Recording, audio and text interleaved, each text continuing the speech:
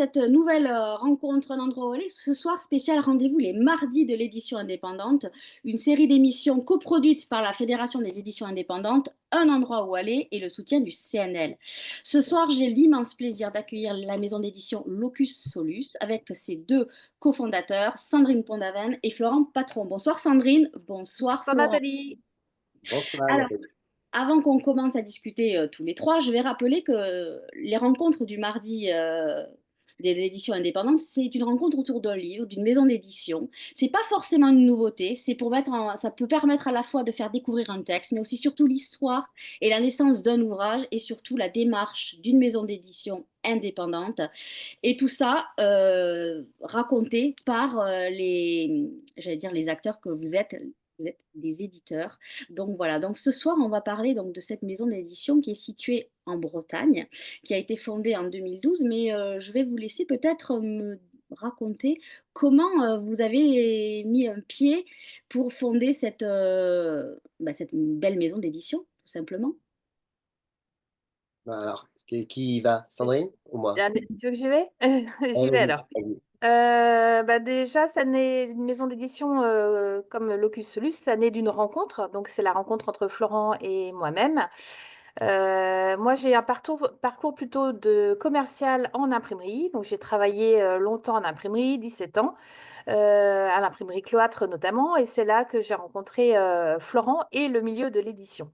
L'édition par divers clients qu'on pouvait avoir à l'imprimerie, donc pour imprimer bien sûr leurs ouvrages. Et puis, il y a une vingtaine d'années, j'ai rencontré Florent qui travaillait dans une autre maison d'édition. Et puis, voilà, moi j'ai vraiment découvert ce milieu du livre par l'impression des ouvrages avant tout. Mais c'est vrai que c'était très intéressant d'être en contact avec les éditeurs et avec les auteurs, parfois même des musées, des institutions, pour pouvoir les aider à concevoir un livre et bien sûr, moi, l'imprimer. Voilà, et j'ai rencontré Florent il y a une vingtaine d'années dans ce cadre-là. On a travaillé ensemble dans une relation de client-fournisseur une dizaine d'années avant d'avoir ce projet de créer Locus Solus. Donc Voilà, une donc vraie rencontre. la maison d'édition, elle est née en 2000, fin 2011, où j'ai quitté la précédente maison où j'étais, donc qui s'appelait Cobb Braze, qui existe toujours, qui a des difficultés en ce moment d'ailleurs, et qui était aussi une maison de diffusion et de distribution. Et puis avec Sandrine, donc, quand j'ai quitté cette maison fin 2011, tout au long de 2012, on a conçu un projet. Elle a donc décidé de quitter son emploi pour me rejoindre dans cette aventure. Et puis, arrivé à la fin 2012, effectivement, on était en mesure d'aligner un vrai projet avec des auteurs, évidemment, et des autrices. Certains qui me suivaient de l'ancienne maison, certains que Sandrine connaissait déjà et qu'elle avait rencontrés. Et puis, de définir, bref, un vrai programme d'édition, un nom de maison d'édition, un logo, etc., un catalogue, et de porter tout cela sur les fonds baptismaux fin 2012, même si les premiers livres sont en fait nés au tout début de 2013. Ils ont été présentés au Salon du Livre de Paris 2013. D'accord. Voilà, la première année 2013, en fait, on a déjà fait 26 ouvrages. Vous Ah voyez. oui. Donc on était parti vraiment sur un grand pied dès le départ, avec voilà, des locaux qui étaient plutôt sympathiques, situés tout près d'ici, mais ce n'était pas dans ces locaux-là encore à l'époque, avec déjà des stagiaires, et puis tout de suite une employée. En fait, au bout de quelques mois, on a eu une première employée au niveau du studio, de la maquette. Et puis très vite, voilà, les livres se sont enchaînés, des catalogues d'exposition, des livres de littérature, de la jeunesse, des beaux livres, de l'histoire, des essais. Ça a été tout de suite, tel qu'on l'avait défini, une maison d'édition généraliste, indépendante et diffusée nationalement. Au tout début, via un diffuseur qui n'existe plus, qui a été absorbé dans Média Diffusion, qui s'appelait Cap Diffusion, en fait, qui dépendait des éditions Ouest France et qui avait ce service de diffusion avec des représentants dans toute la France, et de distribution, pour un certain nombre d'éditeurs. On était peut-être une vingtaine à l'époque. Et puis c'est petit à petit, après plusieurs années, qu'avec eux d'ailleurs, et tous les autres éditeurs diffusés, nous avons migré vers le système média-diffusion et MDS en distribution, toujours nationale, mais avec évidemment une forte présence régionale. Alors pourquoi avoir choisi d'être généraliste et pas avoir pris un parti pris de faire, je sais pas moi, que des beaux livres? Parce que dans votre maison d'édition, il y a les beaux livres, il y a les BD, les romans graphiques, il y a aussi des guides touristiques, il y a des guides, je crois, comment ça s'appelle, de botanique, hein, j'ai vu ça, il est énorme votre. Pourquoi avoir choisi d'être généraliste? Est-ce que c'est pas se rajouter une difficulté? Alors, c'est Allez, vrai que c'est sans doute déjà par rapport à nos précédents métiers où Florent travaillait dans une maison d'édition généraliste. Moi, j'étais chez un imprimeur généraliste et on était habitué à, voilà, à travailler sur pas mal de sujets très différents, à côtoyer des auteurs différents, que ce soit des photographes, que ce soit des écrivains, travailler aussi en partenariat avec des musées. Donc, ce côté généraliste, très diversifié, curieux, nous plaît nous correspond. On se verrait mal travailler toute la journée sur un seul type d'ouvrage ou un seul type de sujet. Donc c'est déjà une question de, je pense, de personnalité. Donc ça nous correspondait bien. Et puis cette curiosité, quoi, qu'on aime développer des projets différents et variés.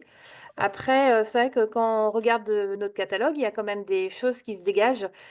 Comme vous le disiez, Nathalie, notamment dans le domaine de la nature, le maritime, la bande dessinée, les livres d'art. Donc ça, depuis le début, c'est des sujets qu'on suit de manière très constante. Alors, ce nom, Locus Solus, qui fait un peu, on dirait, une potion magique, une formule magique, d'où vient-il ce nom? Qui l'a choisi? Est-ce que c'est vous deux ensemble ou il y en avait un qui avait une idée et l'autre a dit, bon, ben ok, on y va? Comment ça s'est passé, ça? C'est sur une idée de Florent que je laisse développer. en fait, on est parti au tout début dans la création. Je sais que ça peut intéresser des gens qui nous écoutent ce soir sur l'idée de création. C'est vrai que la création d'une maison, c'est pas si facile, même si on était effectivement du métier et que c'était voilà, c'était peut-être plus. En tout cas, on était déjà un peu, enfin, tout à fait professionnel pour lancer une telle aventure. Mais n'empêche que la sécurité, c'est plutôt de faire des reprises, hein. Et nous, on est parti avec Sandrine au départ avec l'idée d'une reprise d'une maison d'édition qui était à vendre à l'époque, dont le fonds était à vendre, qui existe toujours, qui s'appelle les éditions Apogée à Rennes. Et puis finalement, on ne s'est pas mis d'accord sur la reprise avec à l'époque le cessionnaire, et donc le cédant, c'est-à-dire plutôt. Et donc, nous avons créé notre propre maison. Il a fallu trouver effectivement un nom. On avait déjà effectivement un programme, etc. Trouver un nom qui incarne suffisamment, de manière suffisamment large, tous les livres différents qu'on allait pouvoir faire. Voilà, on vient de le citer, hein, des livres jeunesse comme des livres savants, des livres populaires comme des livres plus compliqués. Et donc, je ne sais pas pourquoi, m'est revenu ce mot de Locus Solus, qui est le titre d'un roman de 1914 de Raymond Roussel, qui est un vieil auteur un peu oublié aujourd'hui, hein, qui a beaucoup inspiré les surréalistes et surtout Loulipo. Loulipo a beaucoup mis en avant le travail de Raymond Roussel. Bref, un auteur un peu oublié, certes, aujourd'hui, mais qui avait créé ce roman très particulier. Je vous invite à le lire, hein, si vous avez l'occasion un jour, dans lequel un personnage invite plein de gens dans sa demeure, dans son domaine très particulier, dans lequel il y a des pièces qui s'ouvrent et avec chacune un univers particulier, ça vire dans le fantastique. Bon, et ben je me disais que finalement, locus solus, qui veut dire lieu unique, est un petit peu comme cette demeure, hein, donc dans le livre, c'est-à-dire on ouvre des portes et puis on a des univers très différents les uns des autres, qui sont les univers des auteurs, les univers du livre en lui-même. Et c'est comme ça d'ailleurs que, ayant choisi le nom Locus Solus, qu'on aime bien et qu'on a conservé évidemment, qui était difficile peut-être à l'oreille de certains libraires au départ, de certains observateurs du milieu, mais qui finalement, quand on continue de produire une cinquantaine de livres par an comme nous aujourd'hui, finit par s'installer. Personne ne se demande plus pourquoi le nom de Flammarion est Flammarion et pourquoi le nom de. Voilà. Bon, après, il y a des noms de famille, je sais bien, mais voilà. Donc, au bout d'un moment, si vous voulez, ça devient une marque et on n'y pense plus vraiment. Mais en tout cas, l'idée de lieu a été confortée par le petit logo que nous mettons au dos de chaque livre, qui est une clé. Voilà, là, c'est Sandrine qui s'est dit, ben voilà, on cherchait quelque chose à mettre au dos, comme vous savez, la petite feuille de chêne des éditions du chêne, ou la petite tête de Renard, là, des éditions La Martinière, etc. Eh bien, nous, on cherchait quelque chose pour identifier nos livres. Et bien, donc, elle a trouvé cette idée de clé. Et donc, il faut le savoir, on scanne des dizaines, des centaines de clés tous les ans. Et on les pose. Il y en a pratiquement, chaque livre a une clé différente, sauf vraiment les collections qui peuvent avoir la même clé. Mais sinon, on a des clés différentes pour chaque ouvrage. C'est Je la veux clé dire une couleur pour le lot différente? unique. Pardon? C'est une Pas, couleur pas différente? forcément. Non, non. C'est plus dans le motif, dans le design de la clé, qu'on essaie d'adapter en fonction du sujet. Quand on va être sur de la bande dessinée historique, on va essayer de trouver peut-être une clé un petit peu plus en correspondance avec le sujet. Alors parfois, même ce qui est marrant, on a des auteurs qui nous amènent des clés de chez eux, ou c'est déjà arrivé, je crois que c'était peut-être pour le livre sur les manoirs en Bretagne.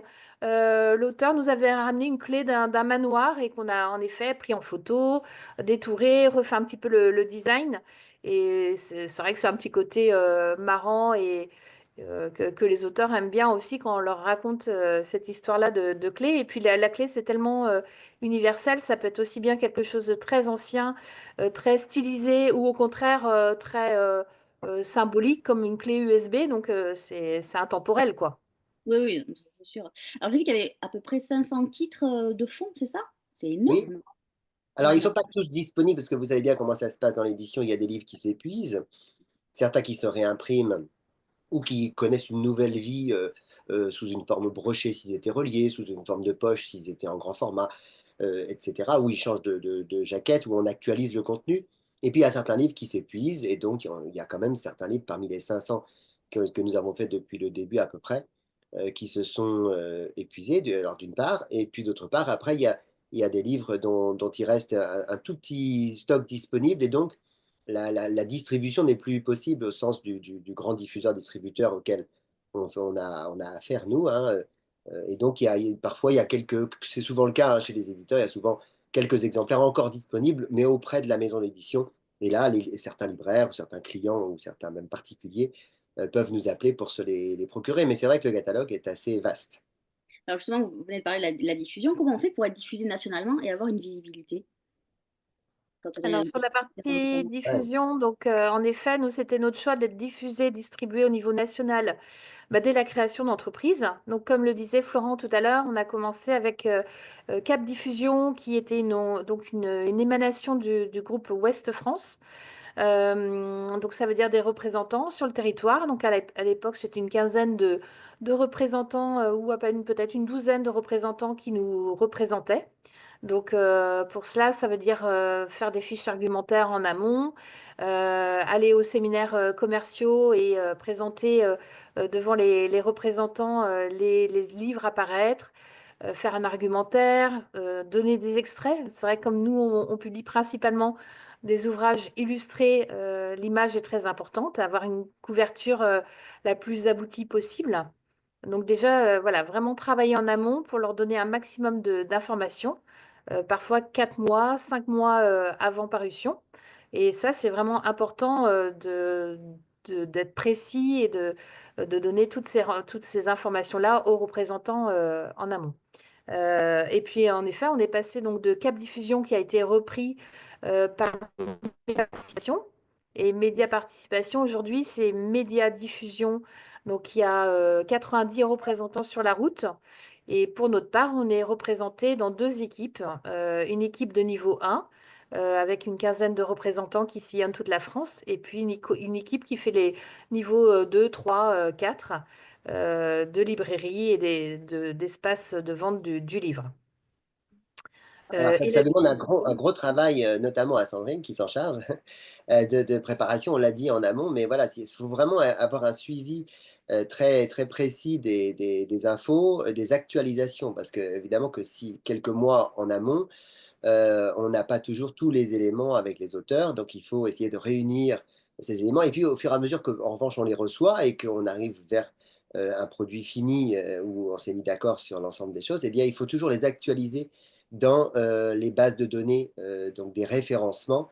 Et ça, c'est quelque chose sur lequel on a mis beaucoup l'accent depuis le début voilà, pour être rigoureux et faire en sorte que, voilà, que tous les visuels sur toutes les bases données libraires de France et de Navarre aient le visuel, le bon résumé, le bon prix, la bonne disponibilité au bon moment.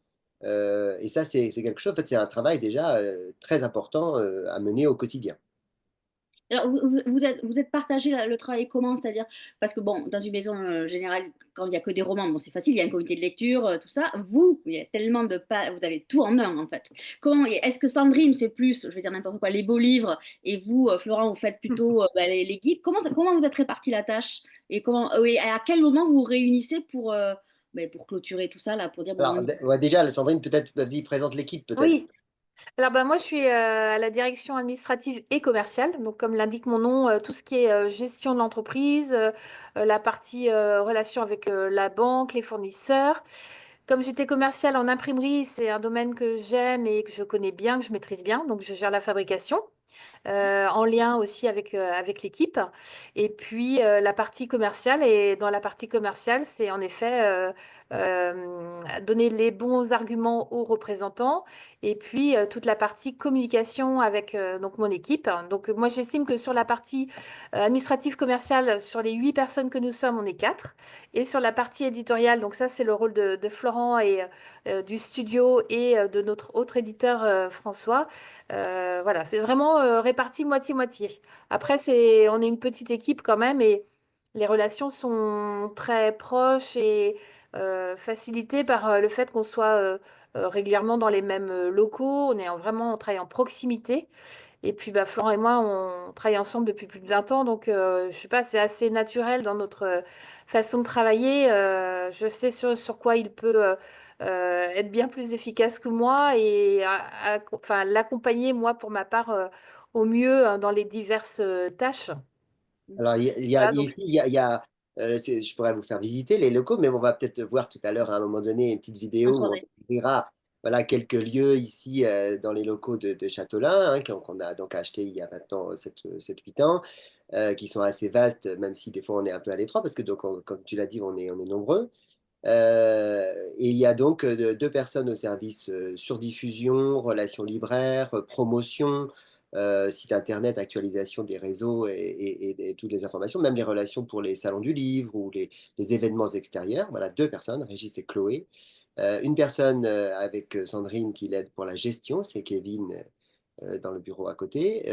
Et puis du côté studio, il y a Marianne et il y a Benjamin. Marianne fait en plus de l'assistanat d'édition pour les beaux livres notamment et pour la jeunesse.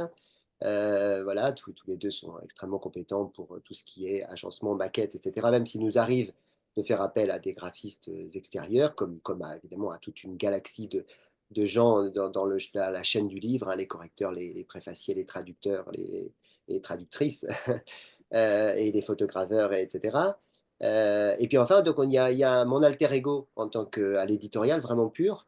C'est François Rissel qui, lui, travaille en partie ici une semaine par mois, mais sinon les autres semaines, il est dans un lieu que vous connaissez peut-être, dont vous avez entendu parler, qui est la Fontaine aux Livres, dans le mm, 11e arrondissement à Paris, et qui est un lieu collaboratif de l'édition indépendante, voilà, où nous avons, donc Solus a donc un bureau là-bas pour François, et lui il suit plutôt les dossiers liées à l'illustré, hein, ça peut être de la BD ou des artbooks avec des illustrateurs contemporains. Il est en lien avec pas mal de galeries aussi, parce qu'on s'est retrouvé depuis plusieurs années à développer des projets voilà, qui sont un peu dans cette sphère-là. Mais il collabore aussi à l'ensemble de la production de la maison. Voilà, donc ça fait quand même une équipe assez large. Et effectivement, les sujets, parce que c'était votre question, Nathalie, sur comment on décide, etc., entre Sandrine et moi, certes, in fine, c'est quand même nous qui allons engager l'investissement forcément sur tel ou tel projet, donc ce sera décidé peut-être entre nous, mais oui, ce sera assez débattu, assez partagé, il y aura beaucoup de discussions en amont. Après, voilà, on se connaît bien et on connaît bien notre maison et on sait ce que l'on peut défendre ou pas chez nous, hein. Je pense que tous les éditeurs, j'espère pour eux en tout cas, eux et elles, le savent bien. Donc quand un projet, si vous voulez, arrive, qui vienne d'un kidam qu'on n'a jamais rencontré, Ouais, ou au c'est ce que je voulais contraire, dire. Comment on voilà, fait pour être édité chez vous? Moi, Voilà. si j'avais écrit un texte et j'avais envie de vous le soumettre, je fais quoi? Je vous l'envoie par la poste? Quels critères vous Ouais. allez retenir en fait? Vous avez des critères particuliers? Non, non, c'est plus intuitif que ça. D'accord. Voilà, alors d'abord, les textes, oui, il y en aura sûrement, mais même si la littérature n'est pas le point fort de la Oui. maison, hein, c'est plutôt de l'image. Il y a des livres de littérature, il y a des essais, souvent d'ailleurs qui sont assortis de hors-texte illustrés ou d'ajouts. Même les bandes dessinées, souvent, sont assorties de pages documentaires.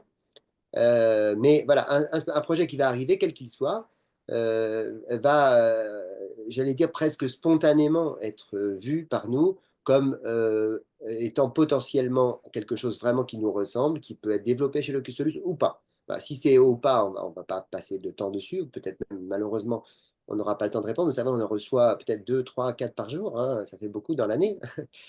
Mais par contre, si on sent qu'il y a un petit potentiel, s'il y a quelque chose, parce qu'on connaît l'auteur, l'autrice, parce que le sujet nous parle, parce que ça a à voir avec les quelques catégories qu'on disait tout à l'heure, eh bien oui, et puis évidemment, si la qualité est au rendez-vous, là, on va s'y pencher. Ça ne veut pas dire qu'on va le retenir, évidemment, mais on va s'y pencher, et puis parfois, on va s'y pencher plus avant, et il va y avoir, comme dans tous les projets, des rencontres, des échanges, évidemment, des projections financières hein, sur peut-on le financer et comment et quel type d'objet, de livre on va faire, quel tirage, bref, quelle potentielle diffusion on va pouvoir en obtenir. Et voilà, donc, toutes ces questions-là vont s'élaborer de manière voilà, de plus en plus fine avec le ou les auteurs.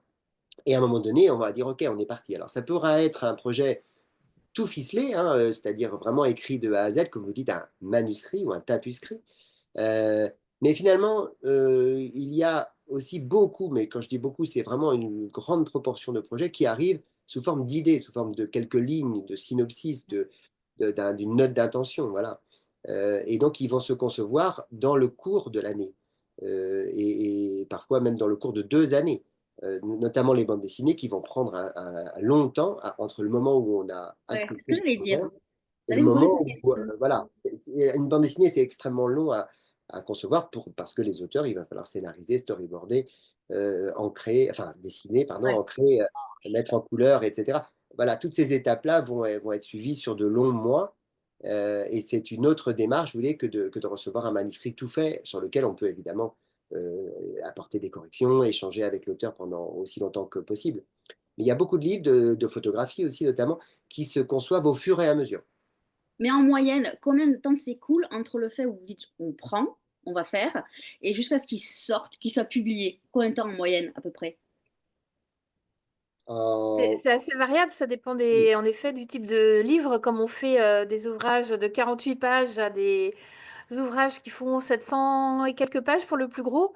Voilà, ça peut être au moins, je dirais, 6 mois, puisque déjà rien que par rapport à l'annonce commerciale, on disait 4, 5 mois avant, le fait de faire une couverture, de se mettre d'accord avec l'auteur, de contractualiser l'auteur, de voir si on a tous les contenus. Parfois, souvent même, on va chercher des images. On peut commander des illustrations. Parfois, on a des ouvrages en effet qui sont bilingues. Ça, c'est des étapes en plus. Donc, le minimum, je dirais 6 mois, 5 mois. Et puis, parfois, en effet, on a des projets qui vont nous mener sur 2 ans, 2 ans et demi, ou parfois de la bande dessinée, où on a fait une grosse encyclopédie qui nous a demandé près d'un an et demi, 2 ans de travail. Donc, c'est Ouais. assez variable, en effet. Et donc là, Mais vous bon, accompagnez pendant tout le processus éditorial. Comment vous accompagnez vos auteurs? Alors là, ça peut être là aussi très variable. C'est-à-dire qu'il y a des projets qui seront tellement propres et avec toutes les images réunies, avec voilà, où tous les textes déjà écrits, et puis sur lequel il y aura bah, de la correction, des échanges, j'allais dire classiques en édition, hein, pour arriver au meilleur résultat possible en fonction de la maquette, etc. Et donc tout va se passer de manière assez souple. Et souvent, d'ailleurs, ça va se passer en autonomie directement au studio, hein, avec évidemment Marianne et Benjamin, très bien. Les auteurs vont peut-être parfois venir ici et mettre la dernière main à leur livre, vous voyez, en direct. Il y a un travail de proximité. Quand ils habitent pas trop loin, évidemment, on a des auteurs qui habitent à Dijon et à Paris.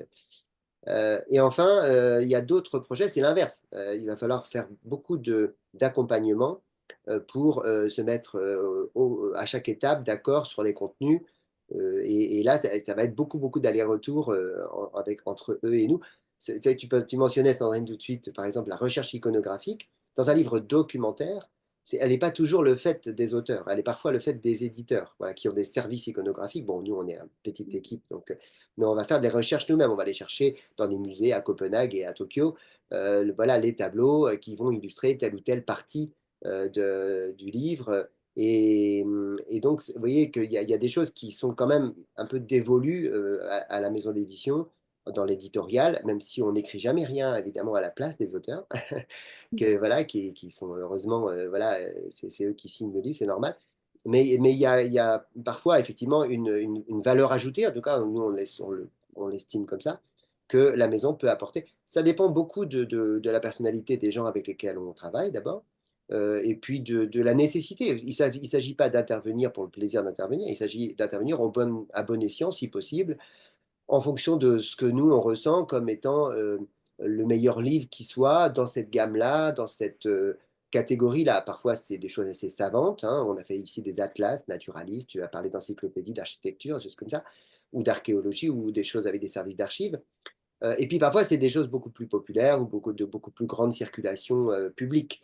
Voilà, et à chaque fois, on essaye de se mettre à la place du représentant, des représentantes qui vont d'abord vendre nos livres, ensuite des libraires qui vont le recevoir, le représentant, avoir l'information et éventuellement le commander.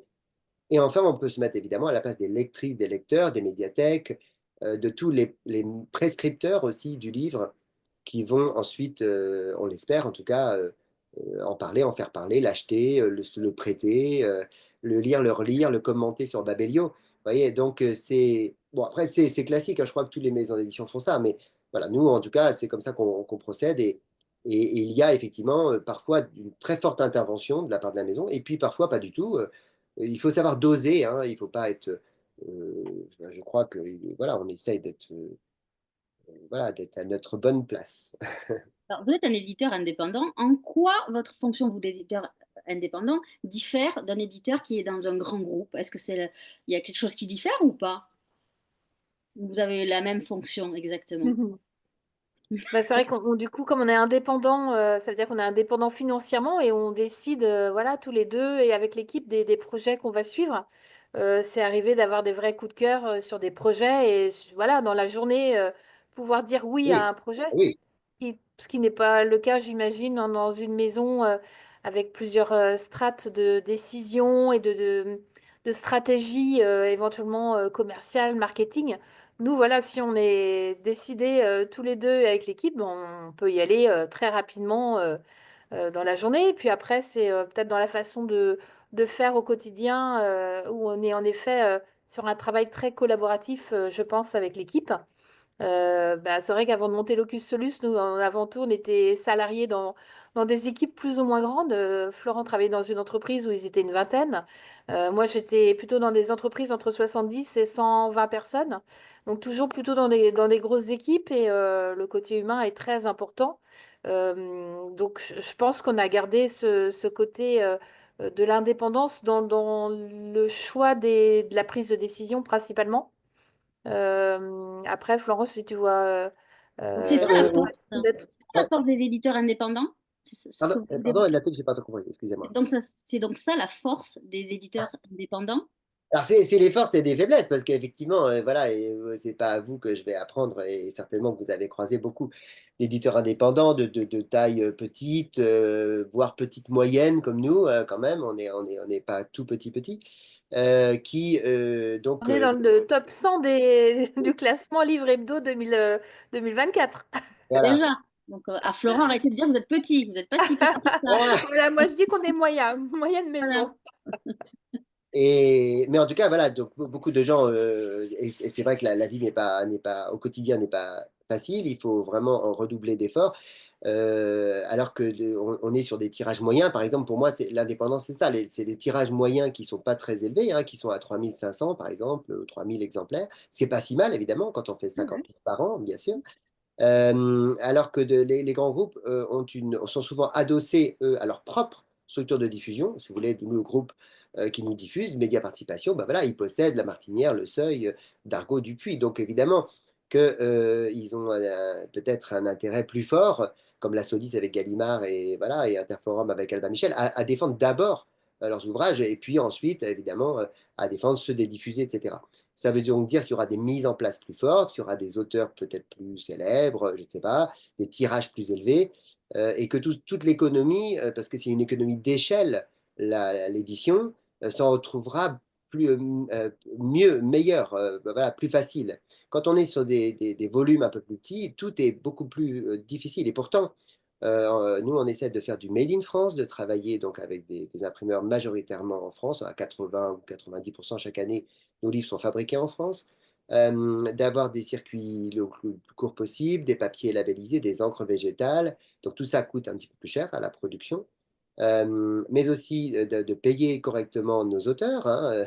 Donc on parlait tout à l'heure de bande dessinée, ça nécessite des mobilisations d'avaloir en amont, des mobilisations de trésorerie qui sont très importantes. Voilà, tout ça, quand on est indépendant avec les volumes que je disais tout à l'heure, est beaucoup plus tendu. Voilà. Et pourtant, il faut faire, comme on dit, et on dit souvent ici, qu'on fait comme les grandes, hein, comme les grandes maisons, exactement pareil, c'est exactement le même travail, mais avec évidemment voilà, des difficultés parfois voilà, un peu plus grandes. Il faut quand même arriver à avoir un certain niveau d'exigence, de qualité, de relation avec les auteurs, pour être crédible, ou des libraires, hein, d'ailleurs, toute la chaîne, pour être crédible et sérieux, avec des moyens forcément qui ne sont pas ceux des grandes maisons qui peuvent tirer peut-être 6 ou 7 000, avoir une mise en place à 3 000. Ça change tout par rapport à tirer 3 000 et va avoir une mise en place à 800. Vous voyez, ça n'a rien à voir au niveau des rentabilités, parce que l'édition, c'est d'abord aussi rembourser sa mise sur un investissement de départ. On a risqué de l'argent sur un auteur, un texte, un ouvrage, un projet, une collection. Et puis à un moment donné, évidemment, il faut bien que, heureusement, ça se rembourse pour qu'on puisse en faire d'autres derrière, tout simplement. Eh bien, ce schéma-là, qui peut être vertueux, est plus difficile à atteindre dans le cas d'une maison d'édition avec des moyens moins forts. Mais bon, nous, on est content quand même tous les ans de progresser. Alors, c'est quoi les grands défis auxquels vous êtes confrontés aujourd'hui en tant qu'éditeur indépendant, notamment face aux mutations du marché du livre? Alors, oui, il y a plusieurs choses. Ouais, D'abord, vous savez, nous, on participe de manière collaborative, donc avec un certain nombre de réseaux. Le réseau du SNE, d'abord, on est membre du SNE. On est membre, évidemment, de l'association des maisons d'édition en Bretagne, qui elle-même adhère à la FEDEI, donc la Fédération des éditions indépendantes. Sandrine, tu étais sur les fonds baptismaux vraiment de cette FEDEI lorsqu'elle s'est créée il y a 4 ans, c'est ça, je crois, à Lille. À Euh, Lille, ouais. Donc, le voilà. SNE, c'est le syndicat national de l'édition, hein, Voilà, c'est le ça? Oui. syndicat classique où on fait partie de la commission Beau Livre et la commission jeunesse. Voilà. Après, comme c'est à Paris, on n'a pas le temps d'aller toujours aux réunions, etc. Mais enfin, le fait est que nous en faisons partie depuis le début. Et puis, la FEDEI, ça nous intéresse pardon, pour réfléchir avec nos confrères en région, surtout parce que nous, on est basé en région, de problématiques qui ne sont pas tout à fait les mêmes que celles des grands groupes qui sont souvent à Paris. Vous voyez, il y a quand même une différence, voilà, clairement, et donc on est très heureux, au contraire, de participer et d'écouter aussi ce qui se fait. On est abonné à Livre Hebdo depuis le début, voilà, on s'intéresse à tout ce qui sort en général dans l'édition, dans la grande et dans la petite édition.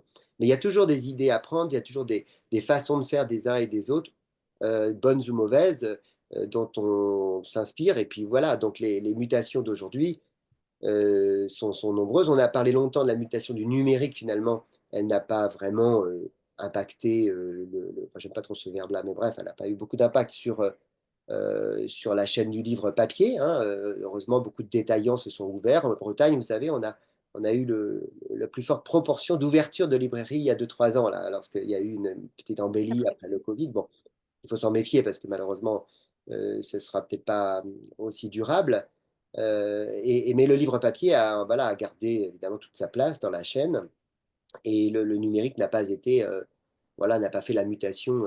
Après, il y a d'autres phénomènes de concentration, effectivement, dans l'édition qu'on regarde avec toujours beaucoup voilà, d'intérêt pour se méfier de certaines choses, éventuellement, et puis réagir comme il faut au bon moment. Mm. Alors, je Et voudrais il y qu'on a une parle. problématique, je pense, de visibilité pour les petites et moyennes maisons d'édition par rapport aux gros faiseurs. C'est vrai qu'on disait que nous, on publie 45 à 50 livres par an. Je rappelle qu'on estime à 70 000 nouveautés au niveau national. Donc voilà comment exister avec nos 50 nouveautés annuelles parmi ce flot de parutions important, quoi. Que ce soit pour nous en termes de visibilité, pour nos auteurs, pour les libraires avec qui nous on travaille voilà, régulièrement de manière assez proche. Les libraires se sentent complètement bah voilà, submergés de toutes ces nouveautés. La vie du livre est de plus en plus courte. Donc c'est vrai que c'est pas toujours évident de trouver sa place, nous en tant qu'éditeurs et pour nos auteurs également. Donc ça, pour moi, ça fait partie des grandes problématiques, notamment d'édition indépendante qui a moins de moyens financiers tout simplement et qui décide chaque livre de manière peut-être plus précise, alors que des grands groupes peuvent inonder un peu le marché et ça donne moins de visibilité aux autres maisons d'édition. Sur la rotation des livres, tu as tout à fait raison de mentionner ça. Vraiment, je crois que ce qui distingue beaucoup l'édition indépendante des maisons plus grandes, c'est le suivi, finalement, de livres, un livre qui pour nous a été fait il y a 2, 3 et 4 ans, qui sont derrière moi là sur l'étagère, et reste pour nous aussi important qu'un livre qui sort cette année. Vous voyez. On essaye de défendre les livres le plus longtemps possible, de les garder le plus longtemps possible au catalogue. Effectivement, je disais tout à l'heure de les réimprimer, les rééditer. Et donc de les accompagner, évidemment qu'on accompagne aussi nos auteurs, hein, qui souvent nous sont fidèles et font un, deux, trois, cinq livres avec nous derrière, ou bien qu'on arrive comme nous, on est généraliste et avec des livres parfois avec des multi-auteurs, hein, il y a beaucoup de livres collectifs chez nous, en BD, en sciences, en essais historiques ou autres, voilà, Vous nous et avez fait une en petite art. sélection de livres. Je vous coupe, Florent. Vous nous avez fait une petite sélection de livres. On va pouvoir montrer les couvertures, mais vous Ah allez oui. dire qu'est-ce que vous voulez qu'on montre à l'écran. Parce que vous êtes le maître du jeu, donc allez-y. On va un peu balayer votre catalogue pour que les lecteurs qui nous regardent voient ce que vous fabriquez. Parce que je peux dire fabriquer, puisque vous voulez fabriquer les livres. Alors, je vous laisse nous donner les titres et on va mettre à l'écran les couvertures, puisque vous nous les avez gentiment envoyées, si vous voulez bien. Alors ça, c'est la couverture de... Ah bah voilà, c'est le PDF que je vous ai envoyé là, d'accord. Voilà, ça fonctionne. Ah, ok. Ah bah vous pouvez peut-être les faire défiler si vous voulez. Il y a plein de livres différents là. Ça, c'est Euh, la jeunesse. oui, voilà, vous pouvez y aller parce que justement, j'ai essayé de mettre année après année. Vous voyez, par exemple, celui-ci, si on s'y arrête une seconde, Ouais, c'est une des premières bandes dessinées collectives. Là, il y a 4 ou 5 histoires qui parlent de l'égalité garçon-fille à l'âge du collège, début lycée, qui a été faite avec une association sur la pédagogie et pour lequel on a eu un partenariat avec Canopé, hein. Canopé, c'est donc l'éducation nationale. ouais. C'était 2013, c'était assez nouveau à l'époque comme thème. Voilà. Mais il y a des livres après, voilà, si vous les faites défiler comme ça un peu au hasard, voilà, d'archives, de bandes dessinées, forcément, avec ce grand auteur malheureusement disparu aujourd'hui, Bruno Le Floch, voilà, des atlas naturalistes, etc. Et juste après, vous allez avoir le Bugalet de Braise, voilà, qui est le plus grand succès de la maison jusqu'à présent. C'est une BD sur une affaire terrible Pollution, ouais. d'un bateau, voilà, il est arrivé d'un naufrage chalutier qui aurait été traîné par le fond par un sous-marin il y a maintenant 20 ans. Et cette BD-là a connu un succès important puisqu'on est rendu à 16 000 exemplaires aujourd'hui. Moi, je voudrais en montrer une parce que je crois que vous êtes allé à Angoulême avec, c'est ça, hein? C'est l'urgence de l'eau. Alors en effet, là, on revient du festival de bande dessinée d'Angoulême, là, qui avait lieu fin de semaine dernière et ce week-end. Et on avait la chance d'avoir l'illustratrice avec nous, Julie Wo, qui est basée sur Rennes. Et donc c'est une bande dessinée qu'on a publiée au mois de novembre dernier sur les problématiques de l'eau. avec une enquête, d'où le sous-titre, une enquête à la source, avec notamment un road trip qui s'est passé en Bretagne. Et en plus, avec tout ce qui se passe aujourd'hui au niveau des crues et des inondations sur le territoire breton, c'est on ne peut plus d'actualité. Même si la bande dessinée évoque plutôt les problématiques de manque d'eau, en tout cas, on est vraiment dans l'actualité par ce sujet-là. Et puis, un graphisme très contemporain. L'illustratrice signe là sa première bande dessinée complète. Elle faisait partie d'un collectif donc de revues qui s'appelle La Vilaine, donc en Ille-et-Vilaine justement, d'auteurs de bande dessinée qui proposent cette revue-là depuis quelques années aujourd'hui.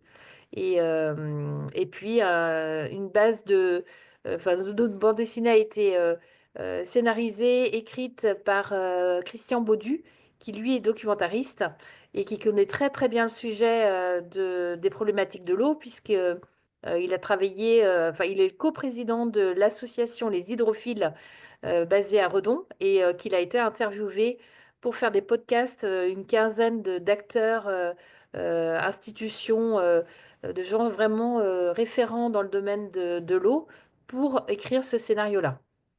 Donc on a été fiers de présenter le titre à Angoulême le week-end dernier et c'est une bande dessinée qui marche très bien. On a lancé déjà une réimpression après un premier tirage à 4000 exemplaires quasiment. Si on veut venir, alors, outre les librairies, est-ce que là où vous êtes, en Bretagne, vous avez un site on peut venir vous voir aux éditions et acheter des livres sur place ou pas du tout? Alors, Alors oui, en effet. ici, il y a un local qui est un. Enfin, il y a des bureaux, il y a un petit peu d'entreposage, il y a un showroom. Et dans D'accord. le showroom, effectivement, il peut être ouvert au public, même si le but n'est pas Oui. de remplacer ou voilà, de faire le travail des libraires. Mais il y a parfois quelques particuliers, je veux dire, qui viennent nous voir acheter un livre. En revanche, ici, notre lieu est assez visité parce que on fait des portes ouvertes, en fait, une fois, deux fois par an parfois. Et là, il y a plein de monde qui viennent nous voir et on explique toute la chaîne du livre et on les emmène dans les bureaux et on leur montre sur les ordinateurs et on leur explique ce que c'est qu'une fiche argumentaire et tout. Et finalement, les gens adorent La vraiment, fabrication du livre. Mm. ouais, Bah oui, les oui. Alors, coulisses de l'édition, quoi. Ouais. je vais essayer de mettre à l'écran, en espérant que ça fonctionne bien, ce que vous m'avez fourni. On va voir si ça fonctionne. Ah, voilà, très bien. Alors, on y va. Ouais. Ici, on aime l'art et les beaux livres sont devenus une carte de visite de la maison. L'un des ouvrages en cours de fabrication présentera des œuvres de Mathurin Méheux qui aurait pu illustrer le livre de la jungle. Un projet que l'artiste n'a jamais mené à son terme et qui rappelle qu'il a su regarder d'autres horizons. Mathurin Méheux a exploré le sud de la France aussi, c'est l'objet de ce livre. C'est pour montrer que ce n'est pas uniquement un peintre breton. Ce qu'on essaye de faire aussi chez Locus Solus, c'est qu'on est très ancré en Bretagne, mais on s'adresse à tout le monde. Et on est très curieux de tout le reste de la France aussi. Locus Solus fait paraître une cinquantaine d'œuvres par an, dont 10 environ dans le domaine de l'art.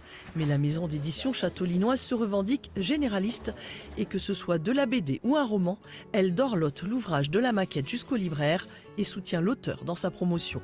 Il faut le défendre dans tous ses aspects, c'est-à-dire déjà réaliser un bon livre au bon prix, voilà, un objet qui va plaire, mais aussi l'accompagner derrière dans les salons du livre, les événements, les prix, les conférences et même des expositions qui sont parfois dérivées de nos ouvrages ici.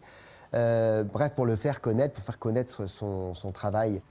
Une sacrée mission donc pour cette maison d'édition lancée il y a 12 ans par ses deux fondateurs et qui emploie aujourd'hui 8 personnes. Participer au salon, comme celui d'Angoulême qui se profile, c'est aussi l'opportunité de rencontrer le lecteur et de flairer ce qui va lui plaire. Il y a des tendances dans l'édition, un peu comme dans la mode. Il y a des choses qui se publient plutôt au printemps, à l'été, d'autres choses plutôt à l'automne. Mais aussi sentir les sujets du moment, tout simplement. Les auteurs nous font part de projets. Et puis, il y a des tendances qui se dégagent et puis des sujets qui sont d'actualité. La Bretagne compte plus de 800 auteurs et autrices et pas moins de 127 maisons d'édition. Après une année 2024 un peu morose, plusieurs structures sont en difficulté, mais pas la marque à la clé qui a su tirer son épingle du jeu. Donc effectivement, c'est un bel endroit, ça donne envie. C'est vrai que moi, quand on m'a dit tu vas recevoir les éditions Locus Solus, je me dis mais c'est une édition jeunesse. C'est la première chose qui m'est venue à l'esprit. Est-ce que vous n'avez pas peur de ça aussi, qu'on pense que c'était une maison d'édition jeunesse?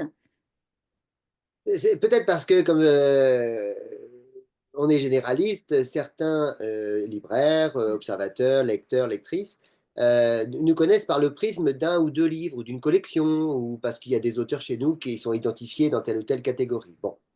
Et c'est naturel du coup de dire ah bah oui je vois ils ont fait des livres jeunesse comme ça donc c'est une maison jeunesse alors qu'en fait il y a plein d'autres choses à côté et puis d'autres ne vont voir que les ouvrages de photographie je ne sais pas ou de sciences etc. Quand on est généraliste c'est évidemment plus difficile d'arriver à faire connaître l'ensemble de la je ne sais pas si Locus Solus sonne si jeunesse que ça en tant que non je Moi, voulais j'ai ajouter l'impression qu'on est le plus identifié pour le beau livre, le Mhm. livre d'art, la bande dessinée, le livre illustré. C'est vraiment, moi, je trouve ce qui ressort. C'est vrai qu'on fait pas mal de salons. On fait une douzaine, quinzaine de salons du livre.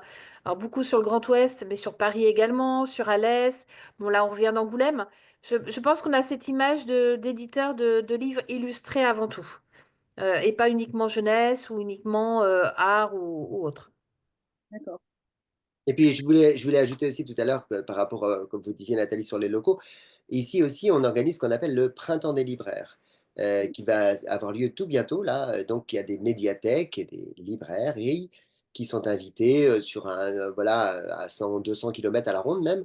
Et puis, on a réussi quand même à avoir une quarantaine de personnes qui viennent. On invite en général un auteur, une autrice, qui vient présenter vraiment un livre qui va sortir bientôt en avant-première quelque part. Et puis enfin, surtout, on va présenter le programme de l'année, là, de l'année 2025, puisque c'est le moment où notre catalogue. On continue de faire un joli catalogue papier, voilà.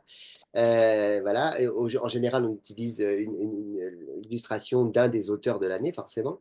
Et donc, les libraires et médiathécaires découvrent le catalogue avec nous c'est à ce moment-là. Le printemps des libraires, c'est aussi une manière voilà, d'être proche des points de vente. Et on l'est, tu l'as dit, Sandrine, tout au long de l'année, puisque donc Régis, Chloé sont en lien vraiment quotidien avec des gens de Clermont-Ferrand ou de Chalon-sur-Saône qui demandent des informations, à qui on va envoyer des feuilletages, des extraits, organiser la venue des autrices et des auteurs chez eux pour des conférences, des signatures, des animations scolaires et même des expositions, puisqu'il y a donc certains contenus, par exemple l'urgence de l'eau, là, qu'on a parlé tout à l'heure, dont un certain nombre de planches, et puis on ajoute des planches documentaires, sont dérivées du livre. Voilà. Et donc ça crée aussi des expositions qui prolongent le livre soit dans une galerie marchande près de la librairie, dans une médiathèque, un espace d'exposition, une école. Et puis ça fait venir l'auteur pour faire des conférences. Voilà, donc les expositions, ça coûte un petit peu à produire, attention, hein, puis c'est un peu compliqué parfois. Mais c'est un des supports, en tout cas, qu'on utilise pour prolonger la vie du livre. Donc là, vous êtes allé à Angoulême. Vous allez aller où bientôt, là, dans des salons? Vous allez aller à Paris, au Festival du Livre de Paris ou pas? Voilà, donc depuis toujours, on est présent au Salon du Livre de Paris. Donc là, avec la nouvelle édition au Grand Palais, voilà, on a hâte d'y être. Et puis, on fait Étonnant Voyageur, par exemple, donc au mois de mai ou juin à Saint-Malo. On fait Quai des Bulles. On fait le festival en BD, on fait celui de Brest, celui de Quimper au mois d'avril, Pénard BD. On fait à Saint-Quay-Portrieux, dans les Côtes-d'Armor. On participe au Salon du livre d'Alès, les passeurs de livres, aussi par amitié pour un libraire avec qui on travaille régulièrement et qui nous représente ponctuellement sur quelques salons. Donc là, c'est la société Les Riserp, hein, avec qui on était par exemple présent à Angoulême le week-end dernier. Donc Donc, c'est Et puis, important d'occuper le terrain, en fait, quand on est oui, tout à oui, fait. oui, Alors, on est bien connu, je pense, des libraires et médiathèques en Bretagne ou sur le Grand Ouest, mais voilà, on essaie d'exister et c'est pour ça qu'on s'appelle Locus Solus. On n'est pas uniquement fermé à notre territoire, au contraire, on essaie de se faire connaître le plus largement possible et ça passe aussi, je pensais, par les réseaux sociaux, notamment, où on est bien présent sur Instagram, sur Facebook, on a une chaîne YouTube. C'est vrai que Chloé qui s'occupe de cette partie-là, c'est une jeune femme qui est dynamique et on travaille voilà aussi sur cet aspect de communication qui est important pour faire connaître la maison d'édition. C'est vrai que nos livres et nos auteurs parlent pour nous, mais voilà, aujourd'hui la communication a toute sa place dans la vie du livre et de la promotion des auteurs et de ce qu'on publie. Alors j'ai une Et question. je voulais ajouter que la maison d'édition, même si depuis le début, il y a eu, je crois, de très grands auteurs et autrices publiés dans cette maison depuis le tout début, et dans tous les domaines, mais évidemment, elle prend de la bouteille. Et donc, les libraires qui nous voyaient de très loin il y a 5 ans, bah voilà, ont vu aussi des livres paraître, et puis aussi des auteurs plus connus, arrivent, encore plus connus, arrivés chez nous. Je pense là récemment à J'allais Miles Simon, par exemple, ou à Pascal Horry, le grand historien académicien, à Jean-Luc Coitalem, et ça fait venir évidemment d'autres libraires à s'intéresser à notre catalogue quand il y a voilà, pardon, quelques livres au sujet ou auteurs qui ont une aura un petit peu plus grande.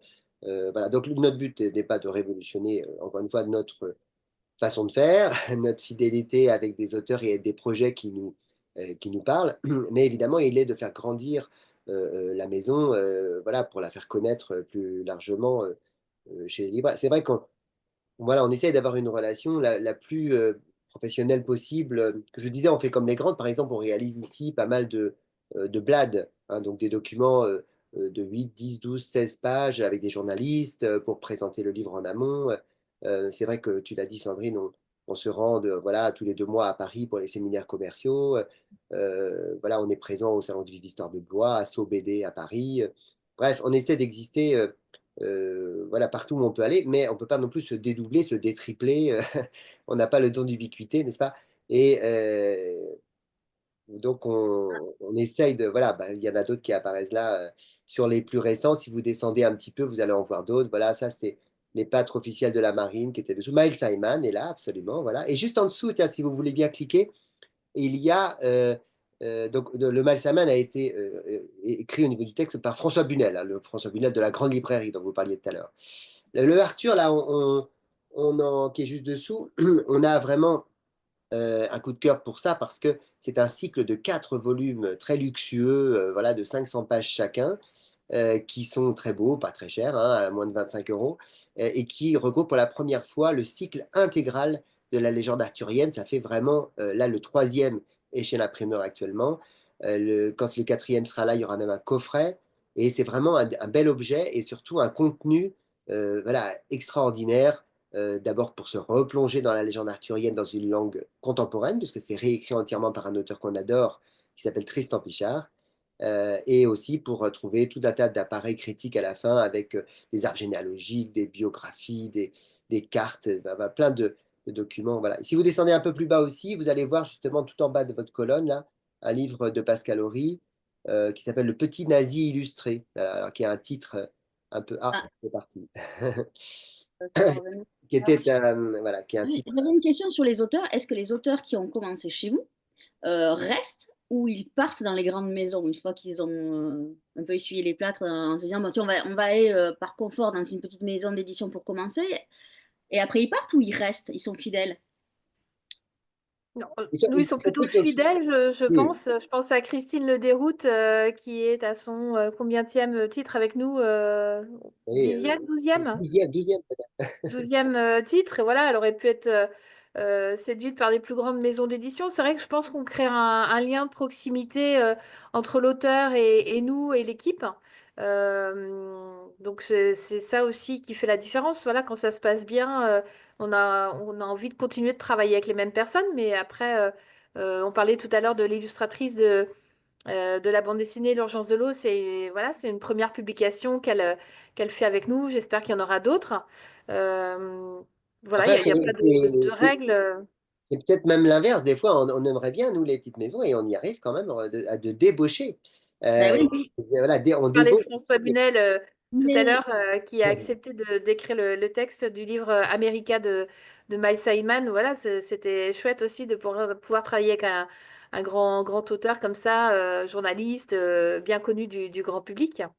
Donc, Et si je on peut pense faire à les Pascal. choses et de manière professionnelle, comme tu le disais tout à l'heure, Florent, il n'y a pas de raison que de grands auteurs ou de grands écrivains ne viennent pas faire quelques ouvrages chez nous. C'était le cas de Pascal Horry également, voilà, qui Et publie qui chez va faire Gallimard. un deuxième livre chez nous, Pascal Horry, bientôt. puisque un des livres importants du printemps, là, va être un recueil d'images, un bel artbook autour d'un grand artiste qui s'appelle Matoti. Mais le texte sera là aussi assuré par Pascal Horry. Donc il y a aussi une fidélité qui se crée, vous voyez, de nouveau avec de nouvelles personnes. Voilà. Et encore une fois, toujours avec un angle parfois régional hein, et maritime et des sujets qu'on connaît bien ici. J'ai oublié de dire qu'on était les éditeurs officiels du service de l'inventaire, par exemple, l'inventaire régional du patrimoine. Qu'effectivement, on a travaillé pour beaucoup de musées, alors jusqu'à Nantes ou ailleurs, ou à Orsay récemment encore, on a fait une coédition avec Orsay. Donc les choses en partenariat, c'est des choses qu'on développe pas mal. Mais voilà, il y a aussi évidemment une fidélité à notre territoire et à la vie du livre sur le territoire. Je voulais quand même citer Livre et Lecture en Bretagne, qu'on adore, qu'on aime beaucoup, et dont on Centre régional du livre qui est voilà, qui est basé à le Rennes. centre régional du livre de Bretagne et voilà, qui fait un travail voilà, très intéressant voilà, qui est présent aussi à nos côtés. Voilà, et puis je ne voulais pas oublier de les citer eux-mêmes.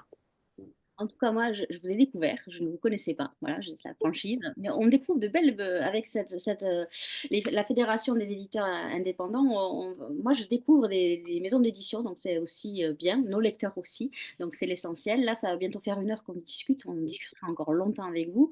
Mais en tout cas, j'engage nos amis lecteurs à aller soit dans leur médiathèque, soit dans leur librairie, demander des livres de la maison d'édition Locus Solus. On remettra le lien pour vous trouver, pour aller acheter les livres directement chez vous. On remettra aussi le lien du petit reportage. On mettra tout ça pour vous dire qu'en fait, les petites maisons d'édition, ils sont aussi fortes que les grandes. Il n'y a pas de raison. Et que il y a une bienveillance qu'il y a aussi chez les grandes, hein, bien sûr, mais que parfois c'est bien aussi d'être comme dans une famille, dans les petites maisons d'édition. Donc, allez à leur rencontre, allez demander à vos libraires qui commandent des livres chez les éditeurs indépendants, parce que c'est important. En tout cas, moi, j'étais ravie de vous recevoir. Je crois que je vais vous voir bientôt, puisque les assises de la Fédération des éditions indépendantes se déroulent à Bordeaux du 19 au 21 février. D'ailleurs, je crois qu'on peut On y sera. les étudiants peuvent y accéder. Donc, nous, on se verra là-bas. Moi, j'y serai pour parler de l'émission Un endroit où aller. Donc, en tout cas, je vous remercie d'avoir été avec moi ce soir, d'avoir présenté si bien votre belle maison d'édition. Et puis, nous, on se retrouvera mardi prochain avec une autre maison d'édition, les rendez-vous du mardi. On recevra les éditions Point à la ligne. Ben, en tout cas, merci Sandrine, merci Florent. Je vous souhaite une bonne soirée et à bientôt.